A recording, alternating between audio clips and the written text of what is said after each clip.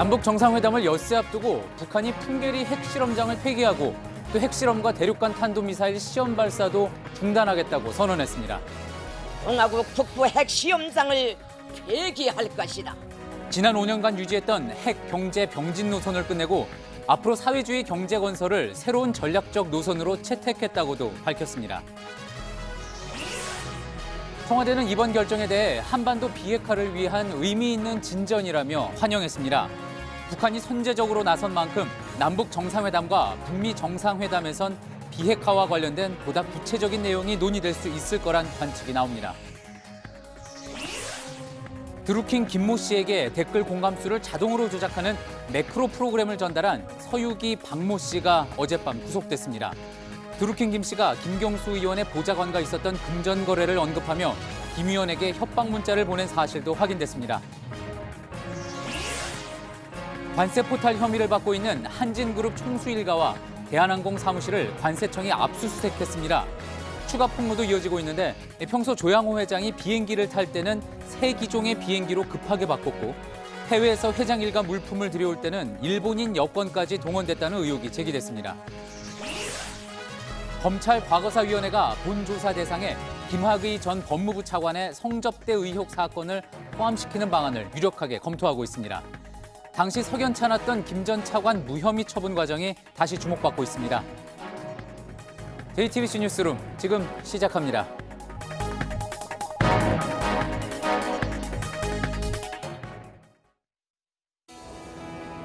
기름 없이 달리는 일상으로 내일을 바꾸는 현대수소 전기차. 북한이 오늘부터 핵실험과 대륙간 탄도미사일 ICBM의 시험 발사를 중지한다고 공표했습니다. 또 함경북도 풍계리에 있는 핵실험장도 폐기한다고 밝혔습니다. 남북 또 북미 정상회담을 앞두고 문재인 대통령과 트럼프 대통령에게 강한 비핵화 의지를 보인 걸로 풀이됩니다. 트럼프 대통령은 좋은 뉴스라며 반겼습니다. 앞으로 회담은 탄력을 받게 됐습니다. 북한이 첫 핵실험을 한 게 12년 전인 2006년 10월입니다. 최근 넉 달 동안 비핵화를 향한 한반도의 시계는 그 어느 때보다 빠르게 움직이고 있습니다. 오늘 뉴스룸에서는 정세현 전 통일부 장관과 함께 이 관련 소식들 집중적으로 보도해드리겠습니다. 먼저 안지연 기자의 보도입니다. 핵시험과 대륙간 탄도로켓 시험 발사를 중지할 것이다. 핵시험 중지를 투명성 있게 담보하기 위하여 공화국 북부 핵시험장을 폐기할 것이다. 북한 조선중앙TV가 전한 결정 사항입니다.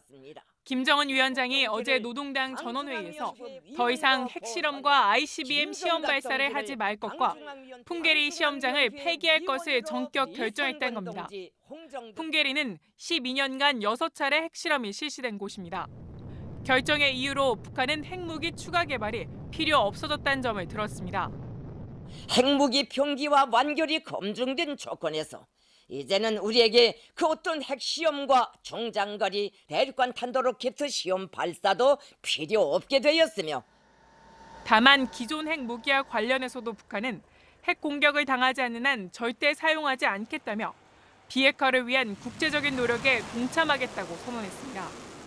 김 위원장 집권 이후 추진해온 이른바 병진 노선 중 핵 개발이 완성됐다고 보고 이제 그 다음 단계로 국제사회 요구에 부응해가며 경제 개발에 집중하겠다는 뜻입니다. 앞서 김 위원장은 핵 개발 성공을 대외적으로 과시하던 때도 경제 사정에 대해선 내부적으로는 사과하는 모습을 보여 이 같은 기조 변화를 예고해 왔습니다.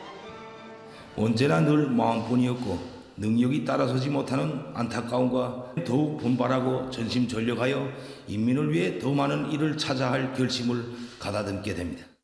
JTBC 안지연입니다. 이번 북한의 핵동결 결정은 남북 정상회담을 일주일 앞두고 나온 겁니다. 당연히 회담 자체에도 상당한 영향이 있을 걸로 보이는데요. 취재기자 연결해서 청와대 반응부터 알아보겠습니다. 정재윤 기자, 오늘 발표 직후에 북한의 발표 직후에 청와대가 일찌감치 입장을 내놨죠? 네, 그렇습니다. 이 청와대가 오늘 오전에 윤영찬 국민소통수석 명의로 북한의 결정을 환영한다는 내용의 공식 입장을 밝혔습니다. 윤 수석은 이 한반도 비핵화를 위한 의미 있는 진전이라고 평가한다면서 특히 남북 그리고 북미 정상회담의 성공을 위한 매우 긍정적인 환경을 조성하는 데 기여할 것이라고 말했습니다. 예, 이제 그러면은 남북 정상회담이 아무래도 제일 관심입니다. 예, 큰 틀에서는 회담에 대해서 많은 부분이 조율이 된 걸로 보이는데, 자, 그래도 오늘 이런 변수도 생겼고 지금도 실무진에서는 조심스럽게 준비를 하고 있겠죠? 그렇습니다. 이 의제는 큰 틀에서 이미 합의가 된 걸로 보이지만 막판 조율은 여전히 진행 중입니다. 특히 우리 측이 제시할 내용들을 담은 합의문은 이미 만들어진 걸로 전해졌는데요. 다만 이 합의문을 북한과 조율하는 부분은 여전히 남아있는 셈입니다. 때문에 필요시에는 남북 정상회담 전에 정의용 국가안보실장이나 서훈 국정원장이 직접 평양을 방문해서 막판 조율을 할 가능성도 있습니다. 예. 자, 오늘도 그런데 중요한 게 북한이 선제적으로 이런 결정을 발표하고 나왔다는 점입니다. 그래서 이제 이번 남북 정상회담에서 경제 제재에 대한 문제, 이 경제 제재를 좀 풀어야 되는 것 아니냐, 뭐 이런 것도 의제로 올라갈 수 있다는 이야기도 나오는데 어떻습니까? 네, 일단 청와대 관계자는 경제 제재를 풀어주는 문제는 우리 정부만이 할 수 있는 게 아니라 미국 등 다른 국가들과 논의를 거쳐야 하는 일이라고 얘기를 하면서 일단 남북 정상회담에서는 논의 가능성이 낮다고 설명했습니다. 대신에 남북 정상회담에서는 문 대통령이 김정은 위원장에게 이 비핵화의 구체적인 로드맵을 제시하면서 경제 제재 문제를 북미 정상회담 테이블에 올릴 것을 제안할 수 있을 걸로 보입니다. 그렇군요. 지금 보면은 이렇게 결국 정상회담 이전에 대부분 중요한 결정이 이루어지는 것 같습니다. 그렇다면은 정작 이 당일 회담은 생각보다 좀 일찍 끝날 수도 있겠다 이런 이야기도 나오는 것 같습니다. 네, 이 남북회담 합의문은 사전에 세부적인 부분까지 조율을 마칠 걸로 보이고요. 이 비핵화와 관련된 큰 합의는 북미 정상회담에서 이뤄질 것인 만큼 이 남북 정상회담 자체는 그렇게 길지 않을 걸로 본다는 게 이 관계자들의 관측입니다. 그렇군요. 예, 어쨌든 지금 뭐 남북 정상회담 준비 한창일 겁니다. 남북 실무회담도 추가로 열리게 됩니까? 네, 일단 이르면 내일 혹은 월요일에는 추가 실무회담이 열릴 걸로 보이는데요. 김정은 위원장이 걸어서 군사 분계선을 넘을지 또 부인 이설주 씨와 동행을 할지 오찬이나 만찬 등은 어떻게 진행될지 등 이런 부분에 대해서는 이미 실무회담에서 큰 틀에선 합의가 됐다고 전해지곤 있지만 아직까지 세부적인 부분을 더 조율해야 하는 만큼 추가 실무회담에서 모두 확정이 될 걸로 보입니다. 우리 측도 따로 분주하게 움직이고 있는데요. 오늘 오후에는 이 판문점에서 경호 안전과 관련해서 관계기관들이 모여서 이 회의를 열었고요. 다음 주에는 이 판문점에 본격적으로 상황실을 열고 24일과 26일에는 두 차례 리허설도 있을 예정입니다. 예, 청와대에서 정재윤 기자였습니다. 예, 북한의 발표 직후 트럼프 대통령은 직접 트위터로 환영의 뜻을 나타냈습니다. 자, 지금부터 이제 미국과 중국 그리고 일본 정부의 반응을 차례로 들어볼 텐데요. 먼저 워싱턴 연결돼 있습니다. 김현기 특파원, 트럼프 대통령의 반응 상당히 신속하게 나왔습니다. 네, 트럼프 대통령은 북한의 발표가 있은 지 1시간쯤 후에 자신의 트위터를 통해 북한과 전 세계에 매우 좋은 뉴스이고 큰 진전이다며 우리의 정상회담을 고대한다고 밝혔습니다. 지난 연이틀 좋은 일들이 일어날 것이라며 북미 정상회담에 자신감을 드러냈던 트럼프로선 북한의 발표가 자신의 기대와 부합한 걸 환영한 겁니다. 또 약 5시간 후에도 김정은으로부터 받은 메시지라며 트위터를 올려 북한의 핵실험장 폐쇄 발표 소식을 알렸습니다.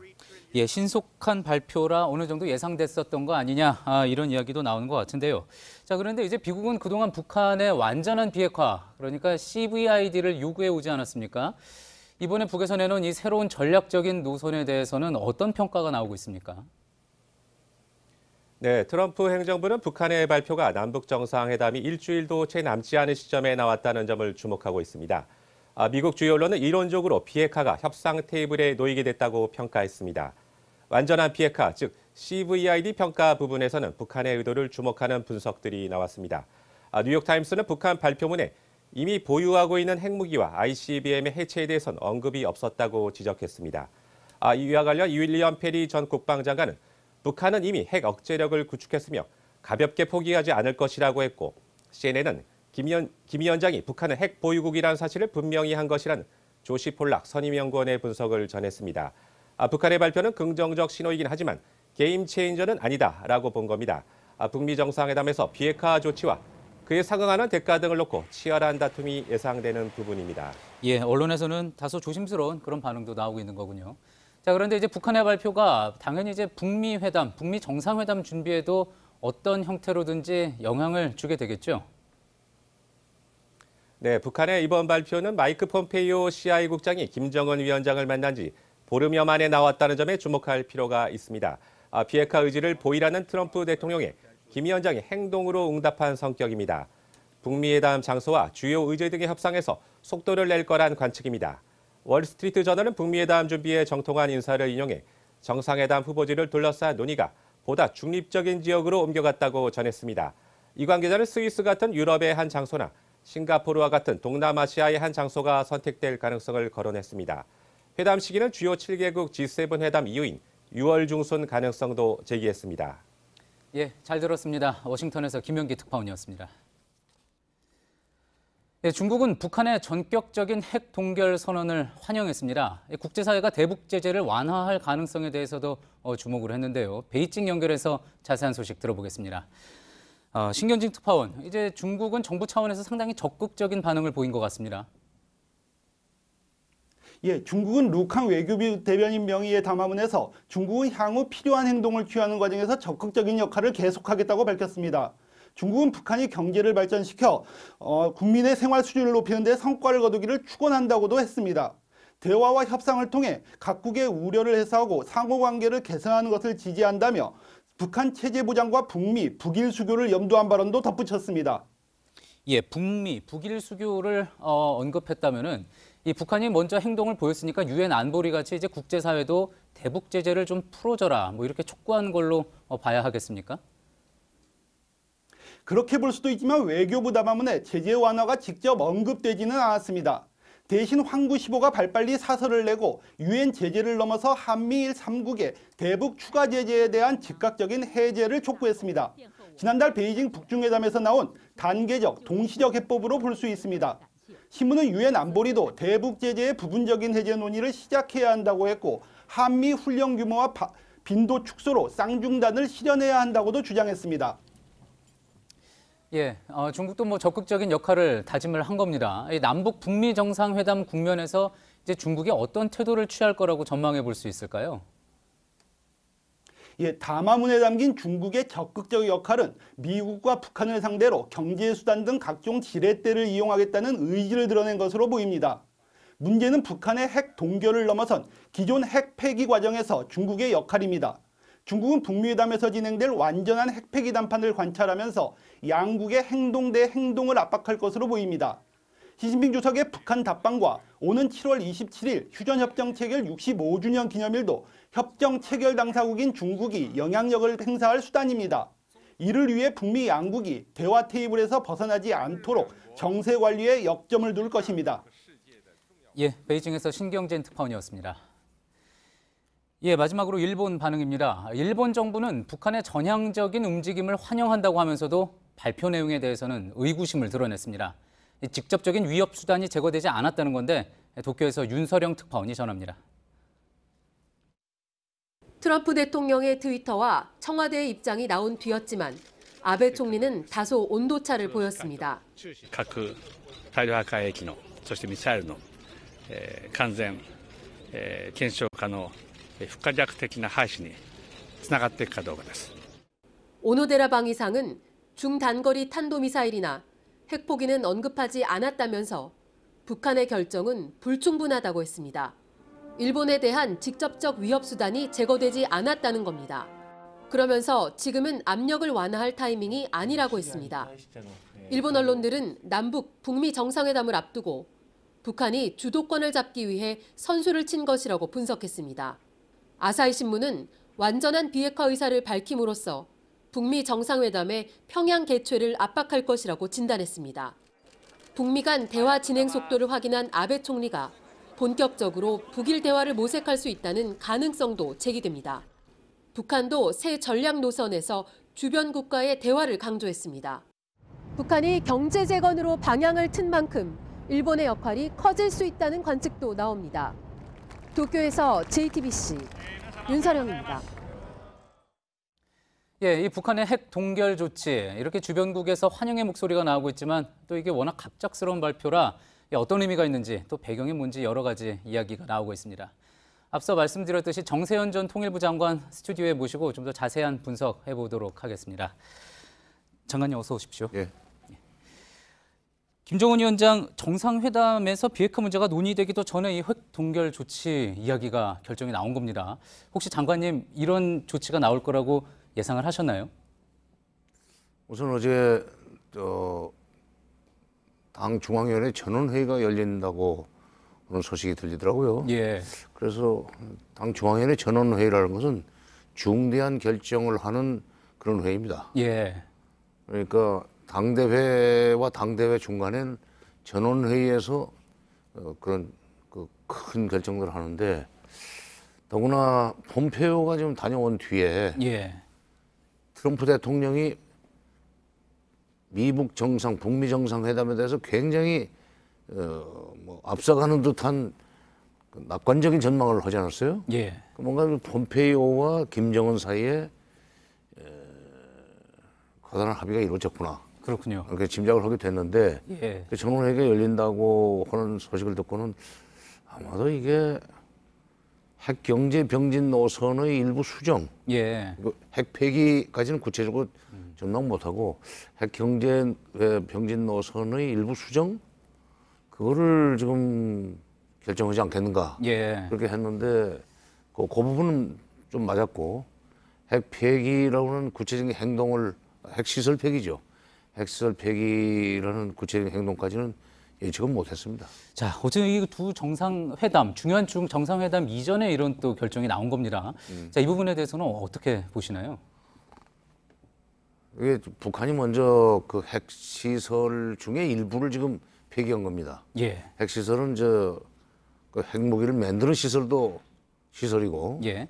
그다음에 핵실험을 하는 것도 핵시설인데 핵시설의 일부를 폐기하면서 우리가 확실하게 북한이 비핵화를 확실히 하겠다는 메시지를 보내고 예. 대신 미국이나 남한은 거기에 상응하는 소위 보상 내지는 반대급부를 해줄 준비를 하라는 메시지라고 나는 했어요. 아, 자 그렇다면은 이제 핵 동결 조치 취하면서 이 병진 노선을 포기하고 이제 경제에 집중을 할 테니까 앞서 이제 저희 리포트에서도 잠시 보여드렸는데 그러면은 어떤 형태로든지 간에 경제 제재를 풀어달라 이런 요구를 할 수 있을 거라 이런 예상이신 건가요? 그래서 이제 비핵화 과정이 시작이 되면은 그 유엔의 대북 제재는 당분간 유보할 수밖에 없을 것입니다. 예. 그렇게 되면은 사실상 경제 제재는 중단이 되는 거고 그러니까 무슨 회담에서 비핵화에 좀 더 진전된 비핵화 관련 조치도 없이 그 제재 풀어달라는 얘기는 잘 안 할 거예요. 그 사람들도 뭐 그 원리는 아니까. 그러니까 비핵화 협상이 시작이 되면은 제재는 스톱이 된다는 것을 알 거고 오히려 지금 중단을 먼저 핵실험과 미사일 발사 중단을 먼저 그 발표를 했는데 그게 원래는 그 북한이 핵실험과 미사일 발사를 중단할 테니 한국과 미국은 연합훈련을 중단하라. 예. 그게 쌍중단입니다. 예. 벌써 이렇게 했기 때문에 아마 남북 정상회담에서 한미연합훈련 금년에 예년 수준 정도 내지는 축소한 것까지는 좋은데 마저 좀 중단할 수 없느냐 하는 그런 제안을 하리라고 보고. 아 그런 이야기가 이번 남북 정상회담에서 나올 수도 가능성이 있죠. 왜냐하면 근데 물론 미국하고도 이야기가 되지만 이게 한미연합훈련이기 때문에 남북 정상 간에도 그 얘기를 해야죠. 예. 더구나 남북 간의 군사적 긴장을 완화시키기 위해서 우리가 무슨 군사회담을 제안한다든지 하면은 반드시 거기에 달아가지고 그 얘기를 할 거예요. 자기네 중단했기 때문에 이쪽도 중단하라 하는 얘기를 하리라고 봅니다. 한미연합훈련 말고 그러면 조금 전 말씀하신 경제 제재를 푸는 문제도 이번 남북 정상회담에서 논의가 될 수 있을까요? 남북 간에 얘기할 것은 아니죠. 예. 그거는 이제 미국하고 거래를 해야 될 문제인데 그것도 비핵화가 시작이 되면은 자동적으로 될 테니까 북한이 그럼 트럼프는 아마 틀림없이 그럼 비핵화를 빨리 시작하자 하는 식으로 할 거예요. 그럼 북한도 이미 우리가 핵시설의 일부를 폐기했듯이 우리가 의지 있으니까 거기에 대한 반대급부, 다시 말해서 미북 수교, 그리고 평화협정 이걸 얼마나 빨리 해줄 것인가, 그 미국이 결정할 하는 대로 우리는 거기에 맞춰서 할 것이다. 동시행동 얘기하지 않았어요? 그러니까 비핵화는 얼마든지 우리 빠른 속도로 해줄 수 있다, 할 수 있다. 그 대신 미북 수교와 북미 수교와 평화협정 이것도 빨리 거기에 짝을 맞춰서 상호주의로 해나가자 하는 식으로 아마 오히려 역제안할 겁니다. 그렇군요. 자, 그렇다 그러면은 이제 남북 정상회담 엿새 앞두고 전해진 소식 때문에 또 앞으로 풀어야 할 과제들도 이제 우리 정부가 직면을 하게 된 것 같은데, 자, 이 부분에 대해서는 관련 소식 좀 더 전해드린 후에 정세현 장관과 함께 좀 더 이야기를 또 나눠보도록 하겠습니다. 이번 북한의 핵동결 조치로 12년에 걸친 풍계리 핵실험 시대가 일단 막을 내리게 된 겁니다. 하지만 이곳에서 실험을 거쳐 만들어진 핵무기와 핵물질들 여전히 협상의 대상입니다. 앞으로 남은 과제를 이희정 기자가 먼저 정리해봤습니다. 이제 폐기되는 북부 핵시험장, 바로 함경북도 길주군의 풍계리 핵실험장입니다. 지난 12년 동안 북한의 모든 핵실험이 실시된 북한 핵 개발의 상징으로 꼽히는 지역입니다. 2006년 10월 9일 이곳에서 처음 실시된 핵실험은 3, 4년 주기로 계속 이어지다가 지난해 9월 3일엔 북한이 주장하는 수소탄 실험으로까지 이어졌습니다.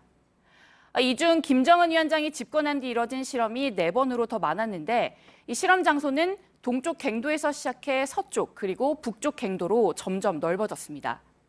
이러다 보니 풍계리 핵실험장은 국내외 정보당국과 또 그 정찰 위성의 집중적인 감시 대상이 됐습니다. 이런 만큼 풍계리 핵실험장 폐기 조치는 상징적인 의미가 클 수밖에 없습니다. 특히 육자회담이 내놓은 9.19 공동성명에 따라 2008년 실시된 영변 핵시설 냉각탑 폭파. 이 조치에 비해서도 이번 발표는 파격적이란 평가를 받습니다. 당시엔 북한이 테러지원국 해제라는 구체적인 보상과 폭파를 맞바꿨지만 이번엔 보상안 자체가 나오지 않은 상태에서 선제적으로 핵시설을 폐기했기 때문입니다. 다만 이렇게 풍계리를 닫고 추가 핵실험과 ICBM 발사를 중단한다 해도 비핵화는 이제 시작 단계입니다. 핵 제철이나 농축 시설에 대한 비핵화부터 장거리 미사일 발사 시설과 이동식 발사 장치 등의 폐기까지 본격적인 의제들이 많습니다. 여기에 이미 만들어졌을 걸로 보이는 핵무기와 ICBM 처리를 놓고서도 곧 있을 정상회담에선 집중적인 논의가 이뤄질 걸로 보입니다. JTBC 이희정입니다. 북한이 선제적인 행동에 나서면서 남북 그리고 북미 정상회담에 임하는 이 정상들의 어깨가 한결 가벼워지게 됐습니다. 핵실험 동결이라는 첫 단추를 일단 꿰는 상태에서 테이블에 앉을 수 있게 된 거죠. 이 때문에 정상회담 자리에서는 좀 더 통 큰 합의가 나올 수 있다는 그런 관측도 나오고 있습니다. 김필준 기자입니다. 오늘 북한의 발표는 기존의 외교 전략과 차이가 큽니다. 북한은 그동안 핵도발로 상대국을 위협하는 벼랑 끝 전술을 중요 외교 전략으로 써왔습니다. 하지만 이번엔 선제적으로 전향적 입장을 밝히면서 6일 앞으로 다가온 남북 정상회담이 속도감 있게 진행될 것이란 관측에 힘이 실립니다. 핵동결이 이미 선언된 만큼 영변 핵시설 사전 신고 등 본격적인 비핵화 논의로 직행하게 됐다는 겁니다. 다음 달 말이나 6월 초로 예정된 북미 정상회담에도 긍정적 영향이 예상됩니다. 앞서 미국은 북한과 대화의 전제 조건으로 비핵화 사전 조치를 요구해 왔습니다. 그런데 오늘 북한이 이에 부응하는 모습을 보이면서 두 정상 간의 통 큰 합의가 성사될 가능성이 제기됩니다. 다만 앞서 김정은 위원장은 종익조각 같은 보증서 이상을 원한다고 강조한 바 있습니다. 따라서 미국이 양국 관계 정상화나 체제 보장 같은 구체적 방안을 제시해야 북한도 핵 폐기 시한을 못 받는 등 획기적 방안에 합의할 것이라는 분석이 나옵니다. JTBC 김필주입니다. 앞서 보셨던 것처럼 미국과 중국, 일본 아베 행정부까지 이 정상회담에 대해서는 기대감을 보였는데 우리 정치권에서는 좀 결이 다른 목소리가 나왔습니다. 특히 자유한국당에서는 북한의 선언에 대해 의미가 없다는 논평을 냈습니다. 임소라 기자입니다. 자유한국당 정태욱 대변인은 2008년 영변 핵시설 냉각탑 폭발을 언급하며 오늘 북한의 발표도 큰 의미가 없다고 평가했습니다. 북한이 핵 폐기쇼를 하고도 약속을 헌신짝처럼 버린 사례가 무수히 많다며 이번 선언도 위장쇼의 가능성이 높다고 주장한 겁니다. 완전하고 검증 가능하며 불가역적인 비핵화, 즉 CVID를 제외하곤 북핵 문제가 진전됐다고 보기 힘들다는 기존 입장을 되풀이한 겁니다. CVID는 미국 트럼프 행정부 내 강경파들이 북핵 문제의 유일한 해법으로 내세운 목표입니다. 이런 가운데 바른미래당도 오늘 발표와 관련해 핵실험 중단이 아닌 핵 폐기 발표를 했어야 한다면서도 남북 화해와 대화 분위기를 확산하는 데선 의미가 있다고 평가해 한국당과는 온도차를 보였습니다. JTBC 임소라입니다. 예, 정세현 전 통일부 장관과 계속 이야기 나눠보도록 하겠습니다. 장관님, 이제 앞서 리포트 보셨죠? 이제 국제사회하고는 좀 다르게 이제 야당에서는 특히 이제 자유한국당에서 이번 조치가 위장쇼일 가능성도 있다. 그리고 완전한 핵폐기가 아니다. 이런 좀 평가도 나오는 것 같습니다. 어떻게 좀 보시나요? 바람의 방향이 바뀐 걸 모르고 있군요. 예. 네, 바람의 방향이 바뀐 걸 모르고 지금 이미 봄이 왔는데 아직도 그 겨울인 줄 알고 있는 모양인데 지금 그쪽에서 문제 삼는 이른바 설례. 예. 2008년 7월일 겁니다. 냉각탑을 폭파하고도 그러고도 그 뒤에 계속 핵실험도 하고 핵무기도 만들지 않았냐 하는 식의 얘기를 좀 하는 것 같아요. 그 당시 이제 보상으로 테러 지원국에서 해제해주는 그런 조치도 취해줬었죠. 네. 그때 2008년 7월 달에 냉각탑 폭파는 2006년 9.19 공동성명을 미국이 사실은 위반했어요. 예. 그 다음 날 대북 경제 제재를 했으니까 그것 때문에 2006년 10월 9일 날 핵실험 하지 않았어요? 예. 핵실험이 끝나고 바로 미국이 북한하고 협상을 해가지고 만들어낸 것이 2007년에 2.13 합의입니다. 예. 2.13 합의에서 소위 단계별로 이제 핵을 폐기해 나가는데 그건 어디까지나 상호주의, 행동 대 행동으로 하기로 했죠. 북한이 냉각탑을 파괴하면은 거기에 대해서 미국이 테러 지원국에서 해제해 주기로 한 건데 예. 미국이 이행을 안 했거든요. 예. 그러니까 지금 자유한국당 쪽에서는 북한이 한 행동에 대해서 미국이 상응하는 조치를 취하지 않았다는 얘기를 지금 빼놓고 지금 얘기하는 겁니다. 중요한 전제가 빠져 있는 거군요. 그럼요. 북한 사람들이 이렇게 무턱대고 약속을 깨고 그러지는 않아요. 반드시 상대방한테 책임을 넘길 수 있는 걸 딱 잡고 행동을 합니다. 지금 상황은 좀 다른 부분도 있지 않습니까? 그때는 이제 테러 지원국 해제라는 보상과 연결했는데 이번에는 사실 아무런 선 조치가 없이 나온 또 이야기였잖아요. 네.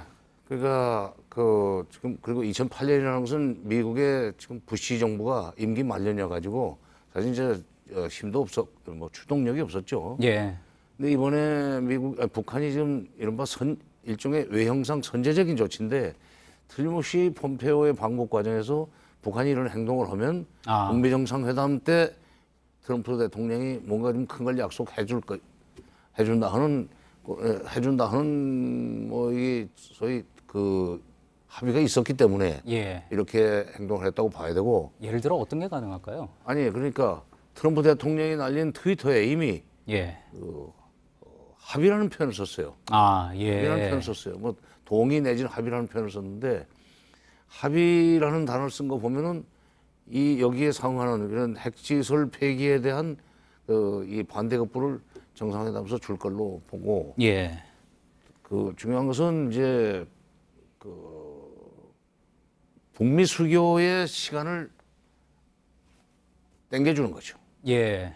물론 그러려면은 비핵화도 빨리 처리를 해야 되는데 기술적으로 비핵화를 작심을 하면 3년 이내에 끝날 수 있답니다. 그러니까 트럼프 대통령으로서는 자기 임기 중에 비핵화까지 실현하고 싶을 거예요. 그렇겠군요. 그러려면은 북미 수교를 빨리 끝내줘야 됩니다. 그리고 평화협정도 빨리빨리 체결해주고 그런 데 대해서 아마 북미 간에 밑그림은 이미 폼페오 방북 과정에서 되지 않았나, 그려지지 않았나. 본인의 스케줄대로 어떤 합의가 있을 가능성도. 이건 그냥 북한의 선행동은 아니에요. 그냥 그 보장 없이 선행동을 사람들이 아닙니다. 그 사람들이. 알겠습니다. 자, 그 궁금한 부분이 또 있습니다. 이제 앞서도 말씀을 드렸었는데 1차 핵실험, 북한이 한 지 이제 12년이 지났고요. 미사일 처음에 이제 발사를 했던 거 계산하면 한 20년 정도 지난 후인데 갑자기 이제 와서 두 개 다 동결을 하겠다라는 이야기를 한 건데 이 부분에 대한 의미, 해석 또 궁금해지는 부분입니다. 과연 또 혹시 뭐 군부의 반발은 없었는지, 북한 주민들이 또 이 부분에 대해서 의아해하지는 않았을지 이런 부분도 궁금하거든요. 북한에서는 그쪽엔 뭐 90년대 초부터 나왔던 얘기가 당이 결심하면 우리는 한다 말을 하는데 위에서 결정하면 그대로 따르는 사람들입니다. 그 사람들은. 그러니까 우리처럼 뭐 여론이 있고 그러지는 않기 때문에 그건 걱정 안 해도 되고 군부의 반발도 뭐 없을 거예요. 이게 김정은 위원장의 장악이 워낙 세기 때문에 그런 건 못할 거고 중요한 것은 지금 그렇게 그동안에 힘들여서 개발한 핵무기와 핵폭탄과 미사일을 지금 동결 내지는 폐기하겠다고 그러는 게 지금 무슨 얘기냐 하는 의문을 가질 분들이 있을 거예요. 근데 그동안에는 사실 미국으로부터 북미 수교와 평화협정을 끌어낼 수 있는 정도의 힘이 없었습니다. 핵카드가. 근데 압박과 제재에도 불구하고 그 경제적인 어려움을 감수하면서 작년 1년 동안 부단히 미사일 쏘아대더니 결국 13,000km짜리를 성공시키지 않았어요? 그래놓고 핵무력 완성을 선언했거든요. 그러니까 그걸로써 이제 미국이 북한을 무시할 수 없게 됐다. 말하자면 괄목상대할 만큼 힘이 생겼으니까 이걸로 해서 빅딜을 하자. 맞바꾸자. 그전에는 사실 핵실험 한 서너 번 해가지고는 미국이 이렇게 겁을 안 먹었고, 근데 미사일 길이도 3,000~4,000km 나올 때까지는 미국이 별로 주목을 안 했어요. 근데 10,000km가 넘고 13,000km까지 도달하니까 그때부터는 미국도 긴장을 했을 겁니다. 그러니까 이번에 20년 동안 들여왔던 공을 들여왔던 뭡니까 미사일. 그다음에 12년 동안이나 고생이라고 하면 다른 경제적인 압박을 감수하면서 개발해왔던 핵무기를 지금 폐기할 것처럼 비핵화할 것처럼 얘기하는 것은 바꿀 수 있는 가치가 됐다. 그전에는 그러니까 북미 수교를 끌어내기에는 미국이 볼 때 북미 수교와 바꾸기만한 그런 가치가 없는 걸로 봤어요. 이제는 미국이 그걸 무시할 수 없게 됐다는 그런 의미가 있습니다. 알겠습니다. 시간이 많이 지나서 이쯤에서 정리를 해야 될 것 같습니다. 긴 시간 내주셔서 감사합니다. 정세현 전 통일부 장관이었습니다. 오늘 서울 광화문 광장에서는 6.15 남측위원회와 한반도 평화포럼 등 시민사회단체 회원들과 각계 인사들이 모여 남북정상회담의 성공 개최를 바라는 문화제를 열었습니다. 이창복 6.15 남측위원회 상임대표의장은 전 세계가 한국을 주목하고 있다며 이번 정상회담이 한반도 평화를 선도하고 군사적인 긴장이 완화되는 계기가 돼야 한다고 말했습니다. 오늘 행사에서는 가수 최진희 씨의 공연과 평창 동계올림픽 공동응원단의 한반도 단일기 퍼포먼스도 펼쳐졌습니다.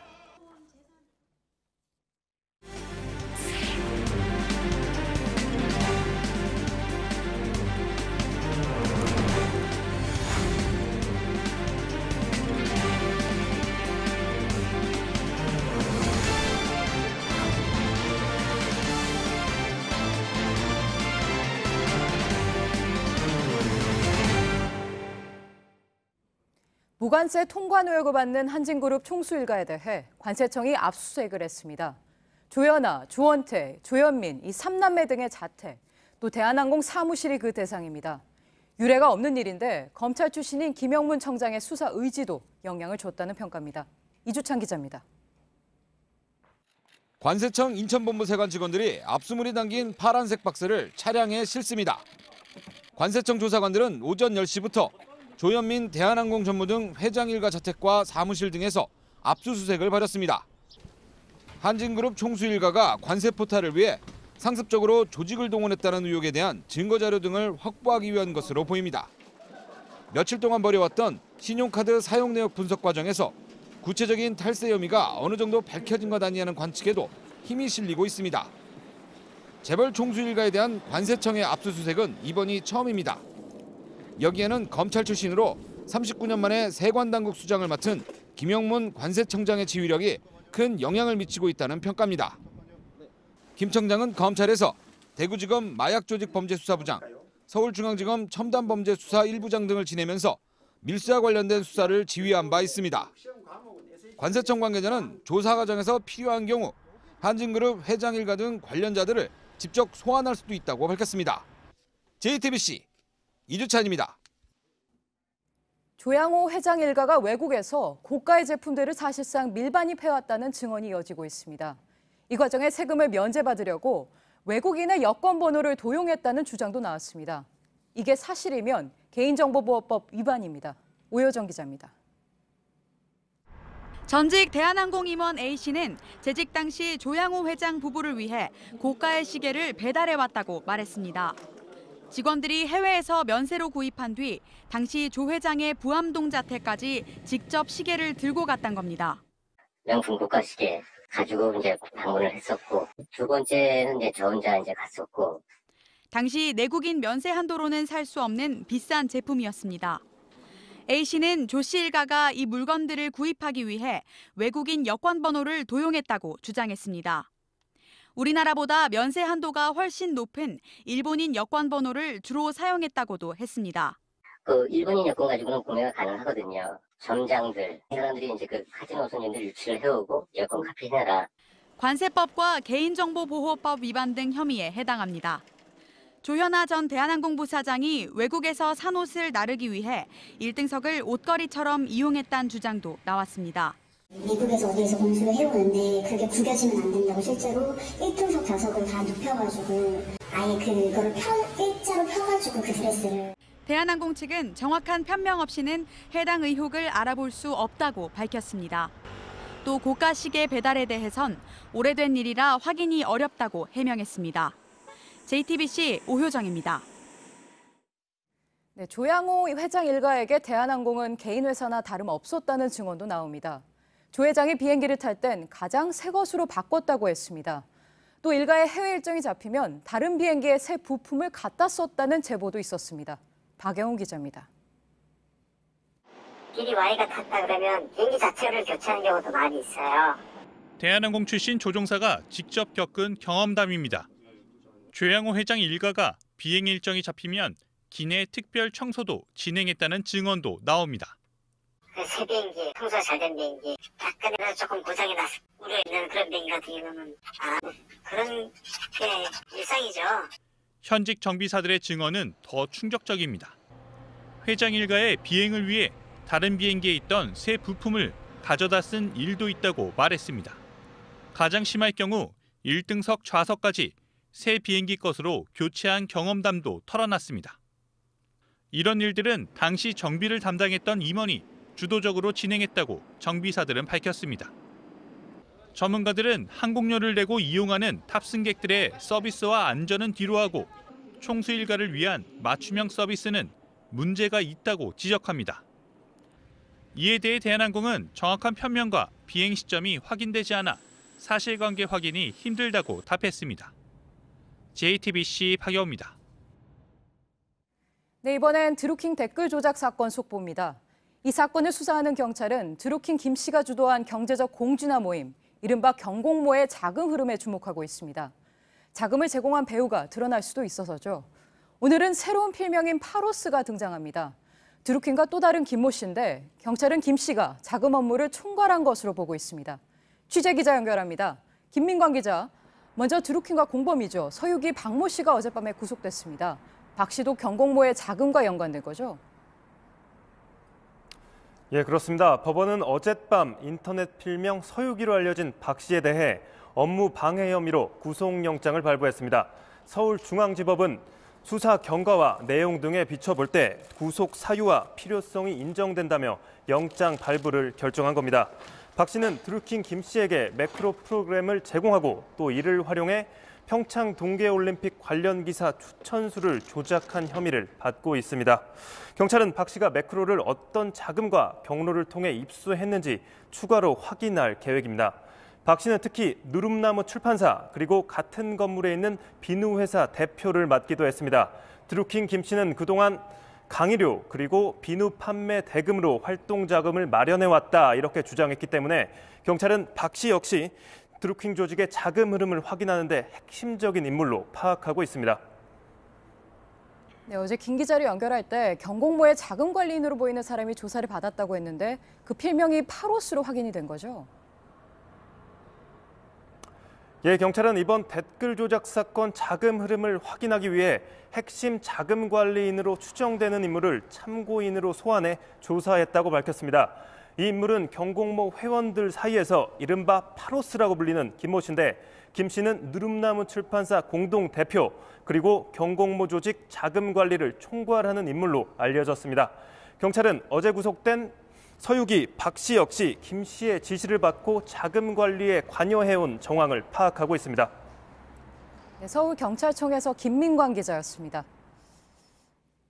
드루킹 김 씨가 지난달 김경수 의원의 보좌관과 금전 거래를 했다며 김 의원을 협박한 사실도 드러났습니다. 김 의원 측은 협박을 받으면서 이 거래를 알게 됐는데 개인 간의 거래라고 해명했습니다. 경찰은 해당 보좌관을 참고인으로 불러 곧 조사할 계획입니다. 이상화 기자입니다. 드루킹 김 씨는 지난달 김경수 의원 보좌관과의 금전 거래를 언급한 협박성 문자를 김 의원에게 텔레그램 메신저로 보냈습니다. 당시는 김 씨가 일본 오사카 총영사관직 등에 대한 인사청탁을 했다가 좌절된 시점입니다.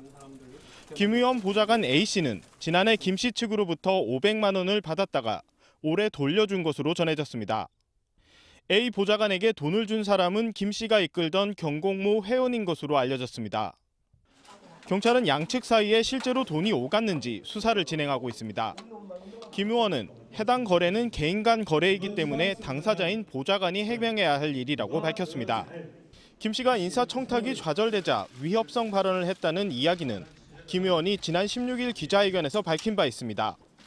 이 건에 대해서 알게 된 건 지난 3월경에 알게 됐거든요. 신속한 경찰 수사를 통해서 이 부분에 대해서도 명확하게 사실관계가 밝혀져야 된다. 경찰은 조만간 A 보좌관을 참고인으로 불러 조사할 계획입니다. JTBC 이상화입니다. 미국 국무부가 인권 보고서를 통해 우리나라의 부패 상황을 지적했습니다. 그 사례로 박근혜 전 대통령과 최순실 씨, 이재용 삼성전자 부회장을 들었습니다. 당시 정부의 문학의 블랙리스트가 학문의 자유를 침해했다고 봤습니다. 백종훈 기자입니다. 박근혜 전 대통령과 최순실 씨가 수천만 달러를 억지로 기부받았다. 미 국무부의 2017 한국 인권 보고서의 한 대목입니다. 국무부가 각국의 인권과 부패 상황에 대해 펴내는 연례 보고서입니다. 보고서는 박 전 대통령과 최 씨의 부패를 구체적으로 기술했습니다. 기업들이 최 씨의 재단에 강제로 돈을 넣었다는 겁니다. 이재용 삼성전자 부회장도 보고서에 등장했습니다. 이 부회장이 박 전 대통령의 금품을 줘 처벌받았다는 내용도 포함됐습니다. 안종범 전 수석도 재단 기부를 도와 처벌받았다고 덧붙였습니다. 이 보고서는 박근혜 정부의 문화예술계 지원 배제 명단, 즉 블랙리스트도 비판했습니다. 블랙리스트 숫자가 10,000명이고 학문의 자유를 침해했다고 했습니다. KBS와 MBC의 파업이 편집권 독립을 위해 지속됐다고도 했습니다. 보고서는 경찰의 물대포가 고 백남기 농민에게 치명적 타격을 줬다고 지적하기도 했습니다. JTBC 백종훈입니다. 5년 전 성접대 의혹으로 낙마했던 김학의 전 법무부 차관 사건이 있었죠. 당시에 관련 동영상까지 나왔지만 검찰 조사에서는 무혐의 처분을 내렸습니다. 검찰 과거사위원회가 이 사건을 재조사하겠다고 검토하고 있는데 문제가 또 있습니다. 과거 이 사건을 무혐의 처분했던 검사가 지금 과거사위 관련된 일을 하고 있는 걸로 확인이 됐습니다. 임지수 기자입니다. 지난 2013년 3월 김학의 전 차관은 내정 다음 날부터 성접대 논란에 휩싸였습니다. 강원도 별장에서 성접대를 받았고 이 내용이 1분 40초짜리 동영상으로 남아있다는 겁니다. 별장의 존재라든가 거기 간 사실이라든가 이런 것들을 아예 없는 것처럼 동영상의 존재는 그 사건과 무관할 수가 없습니다. 당시 경찰은 영상 속 남성을 김 전 차관으로 결론 내렸습니다. 그런데 사건을 넘겨받은 검찰은 증거가 부족하다며 무혐의 결론을 내렸습니다. 동영상 속 인물이 김 전 차관인지에 대해선 1차 불기소 결정서에 아예 언급조차 되지 않았습니다. 검찰 과거사위원회가 당시 석연치 않았던 무혐의 처분 과정을 다시 들여다봅니다. 기록 검토가 어느 정도 된 만큼 다음 주 월요일 회의에서 본조사 대상에 포함시키려는 겁니다. 이런 가운데 당시 김 전 차관을 무혐의 처분했던 검사가 현재 과거사위 활동을 지원하는 법무검찰개혁단 소속이라는 사실이 JTBC 취재로 확인됐습니다. 과거사위는 해당 검사를 그대로 두기는 부적절하다고 보고 법무부에 인사이동을 요구할지 등을 논의할 방침입니다. JTBC 임지수입니다. 네, 사건 사고 소식입니다. 오늘 새벽 부산에서 오토바이가 역주행하다 마주오던 차와 부딪혀 오토바이에 탄 2명 모두 숨졌습니다. 강원도에선 산불이 잇따랐습니다. 이수정 기자입니다. 도로에 한 남성이 쓰러져 있습니다. 오늘 새벽 5시 17분쯤 부산 남구 문현동의 한 도로에서 19살 왕모군이 몰던 오토바이가 도로를 역주행하다 마주오던 산타페 차량과 충돌했습니다. 오토바이는 완전히 파손돼 있고 사고 난 SUV 차량은 중앙선을 침범해가지고 비스듬하게 앞에가 다 파손돼가지고 서 있고. 이 사고로 오토바이 운전자 왕군과 동승자 김모군이 숨졌습니다. 왕군은 면허도 없이 오토바이를 몬 것으로 전해졌습니다. 경찰은 음주 여부를 가리기 위해 왕군의 혈액을 체열해 국립과학수사연구원에 의뢰했습니다. 앞부분이 납작하게 찌그러진 승합차 운전석에 피 흘리는 남성이 앉아 있습니다. 오늘 아침 8시쯤 인천시 계양 IC 일산 방면 1km 지점에서 스타렉스가 앞서 차선을 바꾸던 화물차를 들이받았습니다. 이 사고로 운전자 김모 씨가 크게 다쳤습니다. 강원도에선 산불이 잇따랐습니다. 오후 4시 40분쯤 춘천시 사막산 능선에서 불이 났고 철원군 근남면 일대에서도 산불이 났습니다. 오전 11시 35분쯤에는 인제군에서도 산불이 났고 사흘 전 발생한 고성군 동부전선 비무장지대 산불도 곳곳에서 잔불이 이어지고 있습니다. JTBC 이수정입니다. 배우 한예슬 씨가 종양을 제거하는 수술을 받다가 의료사고를 당했다고 주장했습니다. 병원이 보상 조치를 취하지 않았다고도 했습니다. 병원 측은 일단 과실을 인정했지만 보상 논의는 충분했다고 반박했습니다. 이혜원 기자입니다. 피부를 꿰맨 검은 실이 선명합니다. 주변으로 울긋불긋한 흔적도 보입니다. 배우 한예슬 씨가 어제 자신의 인스타그램에 올린 사진입니다. 한 씨는 양성 종양의 일종인 지방종 제거 수술을 받다가 의료사고가 났다고 주장했습니다. 특히 수술한 지 2주가 지났지만 병원으로부터 보상과 관련해 어떤 입장도 듣지 못했다고 주장했습니다. 한 씨의 소속사 키이스트 측도 의료사고가 맞고 현재 치료 중이라고 밝혔습니다. 이에 대해 차병원 측은 왼쪽 겨드랑이 부근 지방종 수술 과정에서 의료 과실이 발생한 건 사실이라고 밝혔습니다. 하지만 보상 논의가 없었다는 한 씨의 주장은 사실이 아니며 피해 정도에 따라 보상을 하겠다고 설명했습니다. 2일날 수술하시고 3일날 바로 민원 제기하시고 그때 저희가 소속사 측 갖고 바로 그런 게 보상 협의 부분 진행하고 있었고요. 현재 한 씨는 화상성형 전문병원에서 통원 치료를 받고 있는 것으로 전해졌습니다. 보상을 둘러싸고 양측의 입장이 엇갈리면서 한 씨가 올린 사진 한 장이 진실 공방으로 번지고 있습니다. JTBC 이혜원입니다. 올 들어 가장 더운 주말이었습니다. 오늘 대구는 무려 32도, 영남 내륙과 강원 영동에도 30도를 넘은 곳이 있었습니다. 내일부터 많은 비가 온 뒤 평년 기온을 되찾습니다. 유한우 기자입니다. 시민들 대부분이 반팔에 반바지를 입고 있습니다. 얼음이 든 음료수도 술술 넘어갑니다. 까지 너무 덥고 그래서 빨리 그냥 들어와서 시원한 거 마시고 싶어가지고.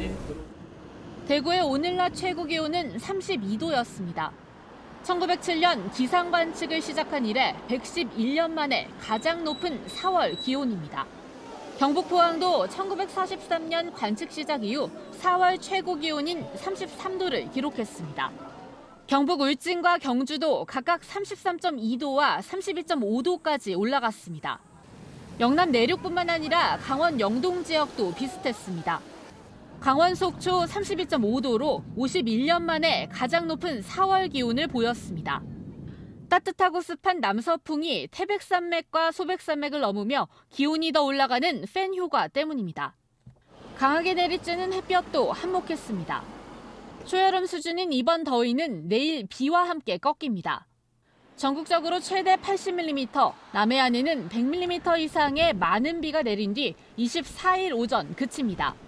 그 뒤에는 당분간 평년 수준의 포근한 날씨가 이어집니다. JTBC 유한울입니다. JTBC 뉴스룸 저희가 준비한 소식은 여기까지입니다. 시청해주신 여러분 고맙습니다.